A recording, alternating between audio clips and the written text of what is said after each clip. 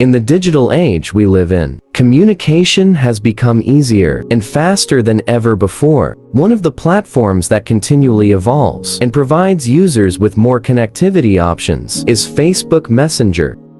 In 2023, Messenger boasts new and innovative features, and one of them is Messenger Notes. In this tutorial, we will uncover everything you need to know about this new and useful Messenger feature.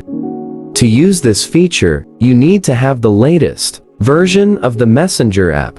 Click on the Play Store or App Store and search for Messenger to check if it's updated to the latest version. If it says open, like it does for me, it means the app is updated.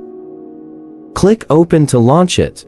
Notes shared by your friends will be located towards my profile picture here. Currently, no one has posted notes for me.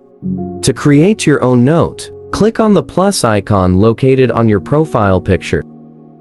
Now create your note. Your note can contain up to 60 characters. Finally, click Share. Your note will now appear at the top of your profile picture. When you click on it, you can leave a new note or delete an existing one. Please note that your friends can only see your note for 24 hours, and also people won't receive a notification when you share a new note. We hope we've helped you understand the new Messenger feature. That's it for this video.